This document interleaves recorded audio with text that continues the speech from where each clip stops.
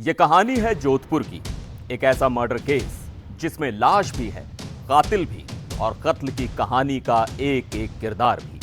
लेकिन कत्ल का मकसद क्या था, इस सवाल का जवाब पुलिस अब भी ढूंढ रही है। नमस्कार, मैं हूं सिद्धार्थ प्रकाश।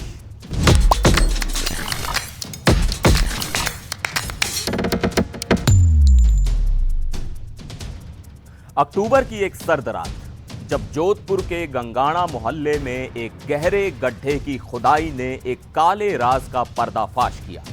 लाश के टुकड़े, खुदाई के निशान और शक की सुई सीधे एक नाम पर, गुलामुद्दीन। आखिर क्या है ब्यूटिशियन की मर्डर मिस्ट्री? इस केस की कहानी राजस्थान के खूबसूरत शहर जोधपुर से शुरू होती है, जहां अनीता चौधरी नाम की एक महिला एक ब्यूटी पार्लर चलाती थी। वो रोज की तरह 26 अक्टूबर को अपने पार्लर पहुंची, लेकिन फिर अचानक गायब हो गई। इसके बाद शुरू होती है एक खौफनाक और रहस्यमयी कहानी, जो जोधपुर के हर शख्स को हैरान कर देती है। अनीता के घर ना लौटने पर उसकी महिला स्टाफ ने उसके पति को कॉल किया। उसके पति ने उसे ढूंढने की हर कोशिश की, लेकिन अनीता का फोन लगातार बंद था। कोई सुराग ना मिलने पर 27 अक्टूबर को उसके पति ने पुलिस में उसकी गुमशुदगी की रिपोर्ट दर्ज करवाई। अनीता के पति के पास उसकी सहेली सुमन का फोन आया, जिसमें सुमन ने बताया कि उसे शक है कि तैयब अंसारी नाम का एक प्रॉपर्टी डीलर अनीता के गायब होने में शामिल हो सकता है। पुलिस को सुमन की दी गई इस जानकारी से एक दिशा मिली और तैयब से पूछताछ की गई, पर इससे कुछ ठोस सुराग नहीं मिला। तभी तफ्तीश के दौरान पुलिस को एक सीसीटीवी फुटेज मिला, जिसमें अनीता को पीला सूट पहने एक ऑटो में बैठते देखा गया। ऑटो चालक से पूछताछ करने पर उसने बताया कि उसने अनीता को जोधपुर के गंगाणा इलाके में उतारा था। अब सवाल यह था कि अनीता गंगाणा गई क्यों थी, वहां उसका क्या काम था? जांच के दौरान पता चला कि गंगाणा में रहने वाला गुलामुद्दीन, जो ड्राई क्लीनिंग की दुकान चलाता था, अनीता का जानकार था। उसकी दुकान अनीता के पार्लर के ठीक सामने थी और दोनों एक दूसरे को करीब 20 साल से जानते थे। पुलिस को शक हुआ कि अनीता गंगाणा में गुलामुद्दीन के ही घर गई थी। पुलिस जब गुलामुद्दीन के घर पहुंची तो पता चला कि उसने घर के बाहर एक गड्ढा खुदवाया था।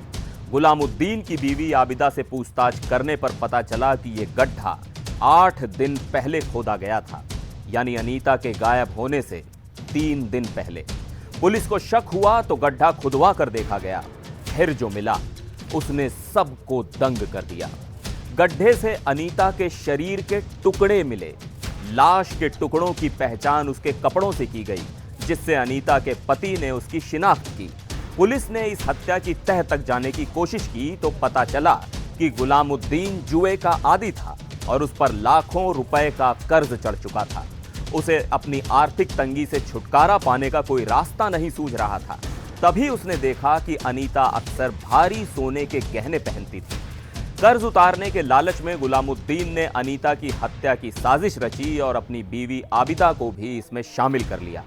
गुलामुद्दीन ने 23 अक्टूबर को घर के बाहर जेसीबी बुलाकर 10 फीट गहरा गड्ढा खुदवाया, जिसमें वो अनीता की लाश ठिकाने लगाने वाला था। 26 अक्टूबर को गुलामुद्दीन ने अनीता को अपने घर बुलाया और उसे शरबत में बेहोशी की दवा मिलाकर पिलाई। जब अनीता बेहोश हो गई तो उसने चाकू से उसकी हत्या कर दी और फिर लाश के 6 टुकड़े कर दिए। उन टुकड़ों को प्लास्टिक के बैग में भर दिया और रात होते ही उन टुकड़ों को दफना दिया। उसने पॉलीथीन के चारों तरफ इत्र भी छिड़क दिया ताकि लाश की दुर्गंध न फैले। इस खौफनाक साजिश को अंजाम देने के बाद गुलामुद्दीन रोजमर्रा की जिंदगी में व्यस्त हो गया, जैसे कुछ हुआ ही ना हो। लेकिन पुलिस की लगातार जांच और सूझबूझ ने उसे गिरफ्तार कर लिया और इस भयानक सच का पर्दाफाश हुआ। यह कहानी लेकिन यहीं खत्म नहीं होती। अब भी सवाल यही है कि क्या केवल कर्ज उतारने का लालच ही हत्या का कारण था, या इसमें कोई और राज भी छिपा है? पुलिस अभी भी इस केस के बाकी पहलुओं पर जांच कर रही है। यह अनीता की अधूरी कहानी है, जिसे उसकी गुमशुदगी के बाद सामने लाया गया। अब जोधपुर के लोग अनीता के लिए इंसाफ चाहते हैं, ताकि इस क्रूर हत्या की सच्चाई सबके सामने आ सके। एनडीटीवी इंडिया पर फिलहाल के लिए बस इतना ही। मुझे दीजिए इजाजत। नमस्कार।